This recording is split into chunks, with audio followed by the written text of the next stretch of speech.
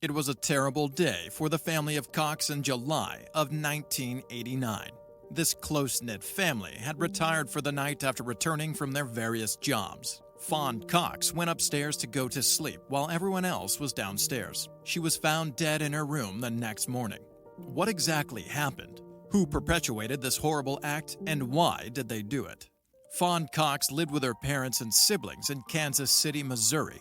Fawn was an exceptionally loving 16-year-old girl who attended church regularly and was fond of the little children in their small neighborhood. Parents would often urge their children to emulate the easygoing and hardworking Fawn, who had taken up a job at an amusement park to ease the growing financial burden of her family. Who would have thought that someone close was nursing ill towards her?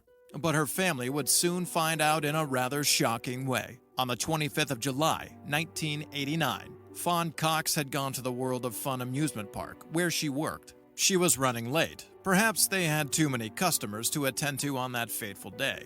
So her loving mother decided to pick her up because it was too dangerous for her to walk home alone at night. Kansas City at the time was a rough neighborhood.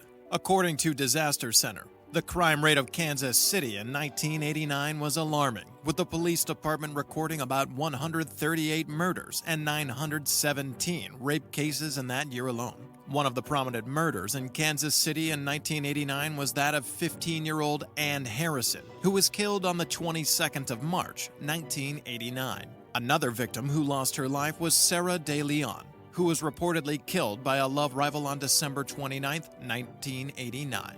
On getting home, the exhausted girl went straight upstairs to sleep so that she could be ready for the next day's work. And that, sadly, was the last time her family set eyes on her alive. It was time for Fawn to come out the following day, especially since her alarm clock had gone off, but she did not make any attempt to shut the noise that had become unbearable for the other members of the household. It was surprising that Fawn could be in such a deep sleep, knowing how much of an early riser Fawn was. Her agitated mother and worried younger sister, Felicia, made their way upstairs to the room Fawn shared with her sisters. Unfortunately, what stared at them on the mattress was the lifeless body of Fawn.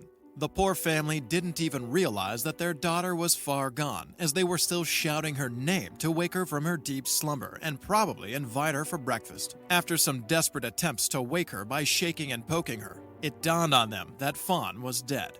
Their painful sobs were what attracted the rest of the family and some of the neighbors. It was a grim day for everyone who knew Fawn during her life. Apart from her family, the biggest hit by the tragic incident was the young girls in the neighborhood, who already saw her as a role model. Before long, the police arrived to examine the body. In the course of the examination, it was revealed that there was nothing the family could have done to help Fawn, as she had died some hours before they found her. What was more tragic was that a preliminary autopsy report confirmed her death wasn't in any way from natural causes. From the fresh bruises on her neck, it was evident that she was brutally strangled. And judging by the semen on her body, she had been violated as well. Every piece of evidence showed that a vicious murderer had invaded the Cox home and succeeded. Looking at the matter closely, one could argue that Fawn's killer might not have had the intention of ending her life. Conceivably, he wanted to force himself on her, but the Puritan young lady wouldn't have it. So instead of cutting his loss, exiting the home, and also risking the police on his heels, he thought it best to choke the life out of her before having his way with her. When asked why she was the only one upstairs when her assailant entered the house, if they had not left her alone upstairs, they could have apprehended the killer and averted the horrible occurrence. After Fawn returned home in her mother's car the previous night, she headed to the second floor of the house to sleep, while the rest of her family stayed back down to enjoy the air conditioning system because it was a hot July in Kansas City. Felicia and Amber Cox were supposed to sleep in Fawn's room as they always did, but the Cox family could only afford to install the air conditioning system on the first floor. They were sure that it was the humming of the AC that prevented them from hearing the entrance of the invader and the subsequent struggle between Fawn and her killer. In addition, they acknowledged the signs that their pregnant dog was giving them, but they interpreted the restlessness of the dog to her condition. Who knows? Fawn could have escaped death and grown up if they had been more attentive and vigilant. Now that the police had established murder, they set out to catch the perpetrator and make him pay for his sins. While they knew it would not bring Fawn back, it would please her family and friends to see her killer punished. First, they started by picking up samples of the biological material found at the crime scene and transporting it to the lab. With this evidence in hand, a suspect would be immediately captured. It wouldn't take the police more than a few weeks to wrap up the investigation, or so the Coxes thought. It took a whole month of thorough combing before any viable leads were found. Perhaps it was Providence or the spirit of justice reviving a dying case.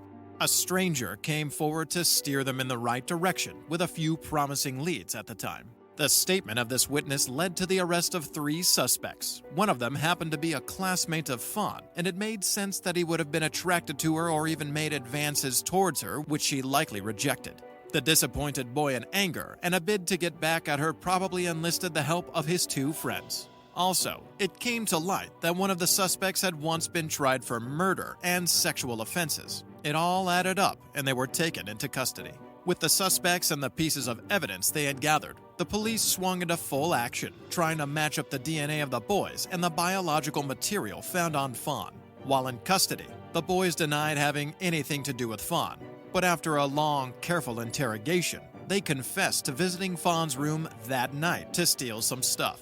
Some of the items included a stereo set, game consoles, and other electronics they planned on selling off. But how come Fawn was dead? They denied until the end that they met her absence when they invaded her home by climbing over a stationary pickup into Fawn's room.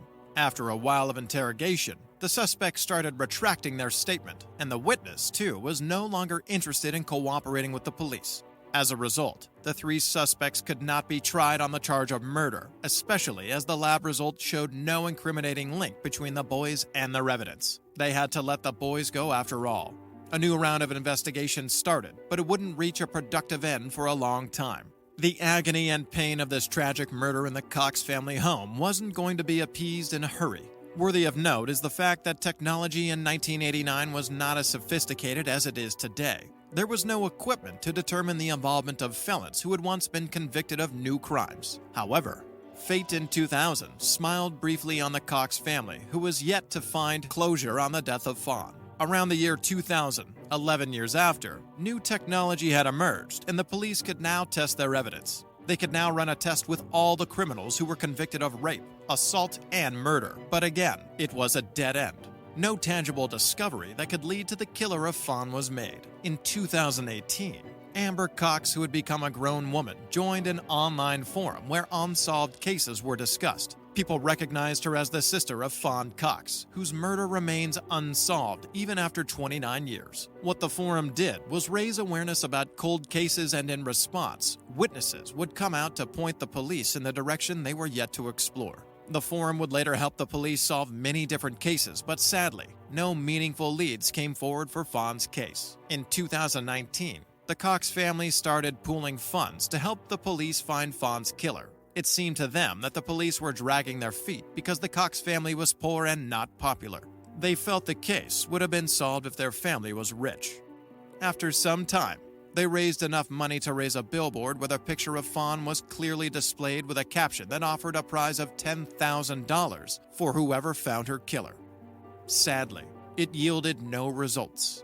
Not only that, other families with unsolved cases started getting the idea of raising funds. The police had to step in to nip it in the bud because it wouldn't be long before people started coming to the stations to demand a reopening of their cases to subject their evidence to a new round of testing. And dispensing resources of such magnitude was not what the police could afford. In 2020, the FBI took an interest in the case and agreed to sponsor the reopening of the case. Again, they started from the beginning, gathering evidence and testing it with the latest technology. Since the previous attempts had led nowhere, the police weren't too hopeful.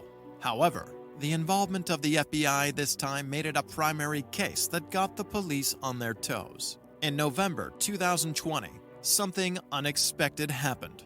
A lab scientist, after all options had failed, decided to run the evidence against a blood sample that had been kept since 2006. This particular sample belonged to a man who overdosed on hard drugs and had died in 2006. The blood sample eventually matched the biological material of Fawn's killer, and the killer happened to be no other person than Fawn's cousin, Donald Cox Jr. It was unbelievable that the culprit they had been looking for the past 31 years was family. Who would have suspected that the man who had joined everyone in shedding tears, expressing grief, and seeking justice was actually the killer? Unfortunately, he was no longer around to answer for his crimes. The family would have loved to ask why he committed such a grievous act against his own cousin, but he had died of a drug overdose 14 years before the discovery was made. It was upsetting to the family to know that the killer of their daughter walked the surface of the earth for 17 years as a free man before he met his end.